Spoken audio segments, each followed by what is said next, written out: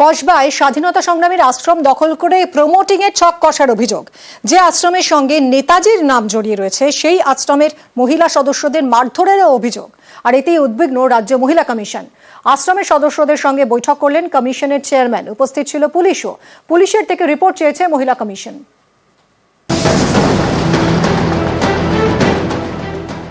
কসবায় সরলা পূর্ণাশ্রম, স্বাধীনতা সংগ্রামীর আশ্রম।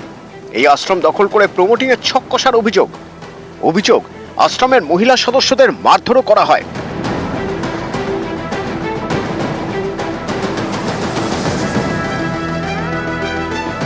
এই মর্মে এবছরই আশ্রম কর্তৃপক্ষ নালিশ জানায় রাজ্য মহিলা কমিশনে। বুধবার কমিশন ডেকে পাঠায় আশ্রমের মহিলাদের। তাদের সঙ্গে বৈঠক করেন কমিশনের চেয়ারম্যান। এই আশ্রম সাধারণের জন্য, জনসাধারণের জন্য, গরিব, অনাথ, দুস্থ মহিলা ও শিশুদের জন্য তারা যেন উপকৃত হয়, এইটুকুই আমি চাই। ওরাও বলেন যে এই ব্যাপারটা দেখবেন, সাহায্য করবেন, এই পর্যন্ত আর কি। দেখা যাক, এরপরে পরের কাজে দেখা যাবে। বুধবার কমিশনের ডাকা বৈঠকে পুলিশও ছিল। মানে পরে তাহলে কি ব্যবস্থা এখন নেওয়া হবে কোনো কিছু?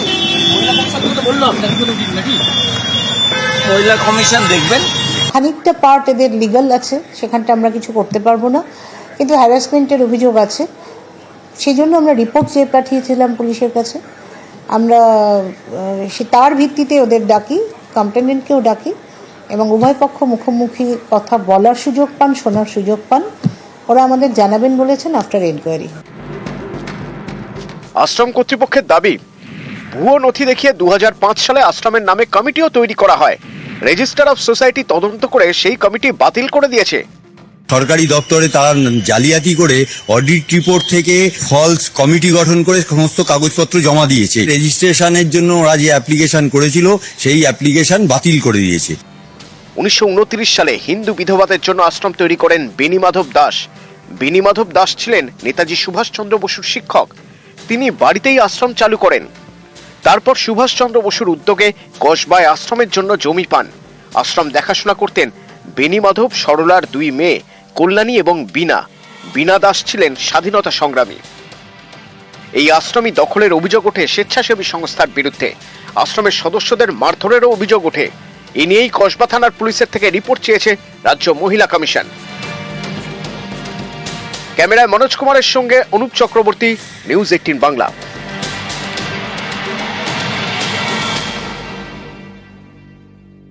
রাইজিং ভারত সামিটে পশ্চিমবঙ্গ দখলে 4 থেকে 77-এর অঙ্ক অমিত শাহের।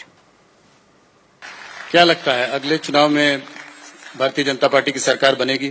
पिछली बार भी बहुत वो था, पर आप लोग सरकार नहीं बना पाए और लोकसभा के चुनाव में भी धक्का लगा है आपको। देखो भाई, ऐसा है, हमारे 4 मेंबर थे, 4 से 77 हुए, हमें झटका लगा। जिस कम्युनिस्ट पार्टी ने 27 साल राज करा वो भी 0 हो गए। भाई 4 से हम 77 पहुंचे एक चुनाव में, तो 77 से कितना होता है, जरा गुणाकार करो। सरकार बनती है। काफी हमारे संगठन का विस्तार भी किया है, सदस्यता भी की है, ड्राई एरिया में भी सदस्यता करी है, हमारे फुल टाइमर भी निकले हैं और हम इसको अच्छे से देख रहे हैं। बंगाल केवल भारतीय जनता पार्टी के लिए जीतना जरूरी नहीं है। भारतीय जनता पार्टी के लिए जीतना तो जरूरी है, परंतु बंगाल देश के लिए भी भाजपा या तो कोई भी राष्ट्रवादी दल जीते, ये बहुत जरूरी है। इसलिए हम बंगाल के पीछे। সীমান্তে অনুপ্রবেশ ইস্যুতে চড়া সুরসায় রাজ্য সরকারকেই নিশানা। ভোটার কার্ড, আধার কার্ড তৈরির সময় কেন প্রশাসনের নজরদারি নেই?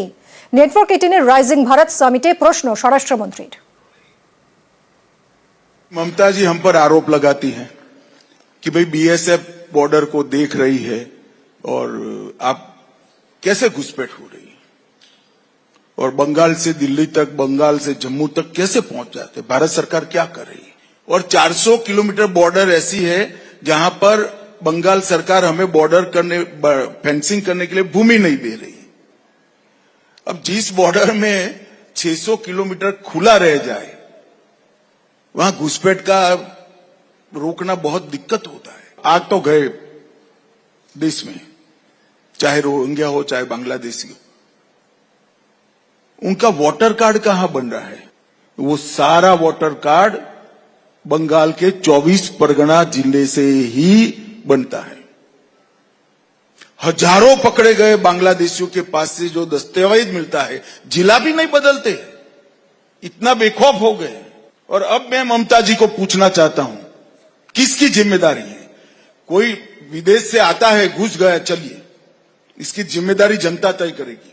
मगर घुस कर गांव में आया, क्या पटवारी को मालूम नहीं पड़ेगा कि गांव में 25 लोग नए आ गए हैं?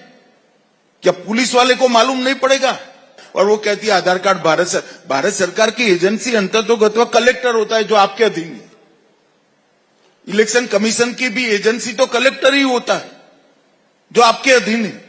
परंतु ये सब इंडिया अलायंस की पार्टियों को उसमें अपना वोट बैंक दिखाई। मगर मैं तो इस मंच का उपयोग कर बंगाल की जनता को कहता हूं, इसका एक सरल समाधान है, इस बार कमल फूल की सरकार बना दीजिए, अपने आप समाधान आ जाएगा।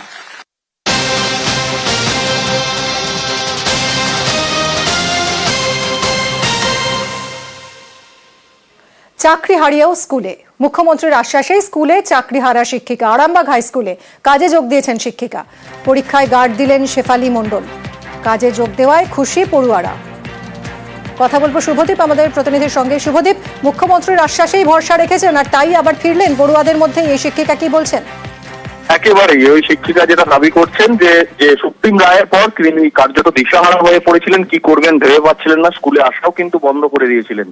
কিন্তু নেতাজি ইন্দোরের মুখ্যমন্ত্রী যে আশ্বাস দেন সেই আশ্বাসে তিনি ভরসা পাচ্ছেন এবং তিনি স্পষ্ট জানিয়েছেন মুখ্যমন্ত্রী যেহেতু কথা দিয়েছেন তিনি পাশে থাকবেন যোগ্যদের, সেই আশ্বাসে ভর করে কিন্তু ছাত্রছাত্রীদের কথা ভেবে, যেহেতু আরামবাগ হাই স্কুলে এই সময় পরীক্ষা চলছে সেই কারণে ছাত্রছাত্রীদের কথা ভেবে কিন্তু স্কুলে আসা শুরু করেছেন ওই শিক্ষিকা। এবং এতে প্রধান শিক্ষক থেকে অন্যান্য শিক্ষিকারাও তার পাশে আছেন এবং ছাত্ররাও খুশি ওই শিক্ষিকা স্কুলে আসায়। এবং প্রধান শিক্ষক জানিয়েছেন খুবই ছাত্রদরদী ওই শিক্ষিকা, তাই তিনি স্কুলে আসায় সকলেই খুশি। মিমি, ধন্যবাদ।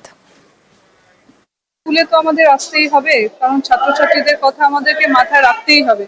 আমরা ছাড়া তাদের বিভিন্ন রকমের অসুবিধার সম্মুখীন তারা হয়ে পড়বে। এই যে পরীক্ষা চলছে স্কুলে, সেখানে বিভিন্ন রকমের সমস্যার সৃষ্টি হবে। তো মুখ্যমন্ত্রী যিনি আশ্বাস দিয়েছেন আমাদেরকে দেখবেন, যোগ্যদের হয়ে উনি কথা বলবেন, তো সেখানে আমরা ভরসা রাখছি মুখ্যমন্ত্রীর উপর এবং আমরা স্কুলে সেই জন্য কন্টিনিউ আমরা আসবো। শেফালি ম্যাডাম আমাদের এডুকেশনের শিক্ষকতা করছেন, খুব ভালো শিক্ষিকা, ছাত্র ছাত্রী দরদি। তো মহামান্য সুপ্রিম কোর্টের নিয়ম অনুসারে চাকরি বাতিল হয়েছে, সেটা আমরা মিডিয়া থেকে শুনেছি, কিন্তু আমাদের কাছে যেহেতু কোনো অর্ডার নেই, তাই উনি ছাত্র ছাত্রীদের স্বার্থে যেহেতু পরীক্ষা চলছে তিনি স্কুলে আসছেন এবং পরীক্ষার ডিউটিও করছেন। ছেলেরা এডুকেশন সাবজেক্ট চাইবে, এখন ওই ম্যাডাম না থাকলে আমাদের এডুকেশন সাবজেক্টটাই উঠে যাবে। তিনিও বলছেন যে যোগ্যরা নিশ্চিতভাবেই আবার স্কুলে ফিরে আসবে, তো আমরা সেই আশাতেই আছি।